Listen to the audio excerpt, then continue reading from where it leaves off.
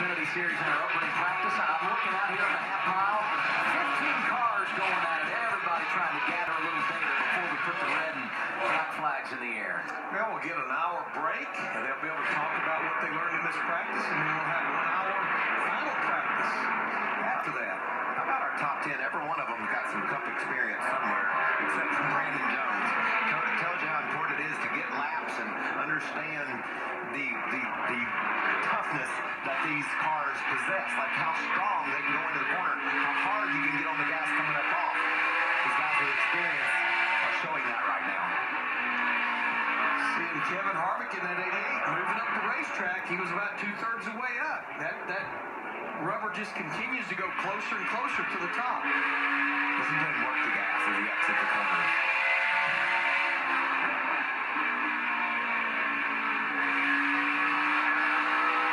Had to pedal it there a bit. Didn't quite fill up under. He's still turning some pretty decent lap times. I don't know what they've done on tires with that 88 car. 61 laps, fast lap 15:64. That last lap was a 15:94. But they only get 2 sets. I can't imagine they put that second set on here with another practice to come. So all indications are this car is really fast right now. Well, you can really see that rubber getting laid down. There was concern earlier about this. The rubber just peeling off the tires into that outer groove, but they're definitely getting some rubber, Goodyear rubber, down into the racing surface that is allowing these cars to move up to the middle and middle higher part of the track. That's something we didn't see when that Sprint Cup practice first started, Larry. And Adam Michael could probably relate to this, but I know if my driver got in that right there, probably my next words on the radio would be, "You okay? Will it crank?" See you in the garage, right? I think we're going to need a backup. That's a good view there. But, Michael, if you reckon the heat tomorrow, no backup, you got to fix it. Those are the rules. The heats are just a part of the main event. You know, you're going to run those 50 laps, and that sort of counts towards your total at the end. And if you crash, you can fix it. You can beat out the fenders and work it over, but you can't replace it. We came on the air about 90 minutes ago. It was 62 outside, and the track temp was 95. We're up 3 degrees ambient temperature, but only 1 on the concrete. And a lot of that has to do with this concrete surface. It doesn't change as much with the heat index as an asphalt racetrack does. Have to tune in Sunday on Fox. We can show you how that track temperature heats up in certain places of the road and how those cars are able to take advantage of that hotter surface. Our first practice is done. Austin Dillon, Kyle Larson, Brandon Jones, Brendan Gaughan, Kyle Busch, the top 5 as we send it to Caleb. And I'm with Kyle Larson, who is P2 on the leaderboard. Kyle, what were you able to learn from this first Xfinity practice session? Our Belkin Chevy's pretty fast, so happy about that. The line will change a lot, though, for the race. Right now, we're all practicing around the bottom, but immediately you should get up to the top. So, but we've normally been really good up there, so not too worried that we're practicing around the bottom. I actually feel really good down there, so happy about that.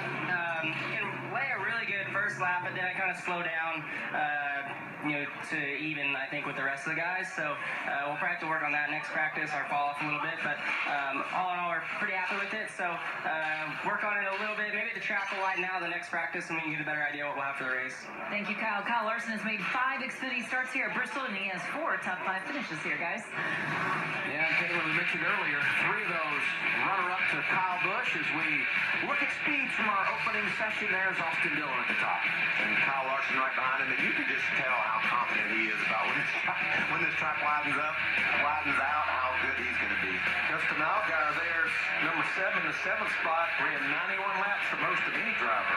Yeah, Ty Dillon also eclipsing the 90-lap mark. Suarez leading off our second 10, Michael. Good practice session for Dakota Armstrong inside the top 20. J.J. Haley the same. So a lot of guys showing speed. All of them want to be a part of our Dash for Cash tomorrow.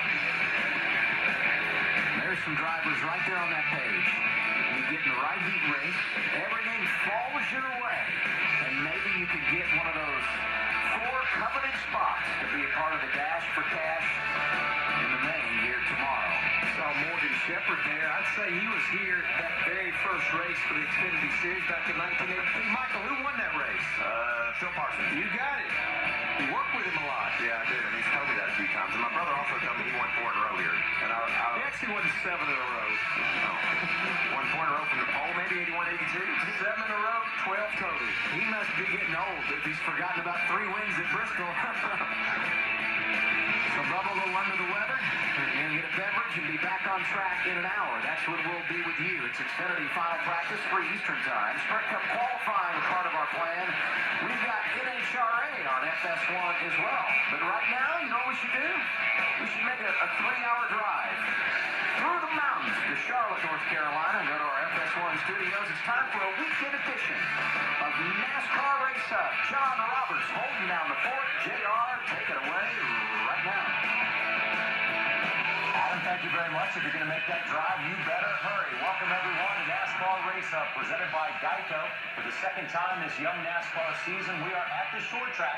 This time around, it is Thunder Valley, Tennessee, and the world's fastest half mile and the last great Coliseum in motorsports. Welcome into our Charlotte studio, everybody. I'm John Roberts, alongside of Wally Dallenbach and Andy Petrie. And guys, once again, all you really got to do is say the word Bristol, and you get a race fan's heart pumping. All you have to do is take a look at some of the drivers like Bubba Wallace and know how hard that is on the driver.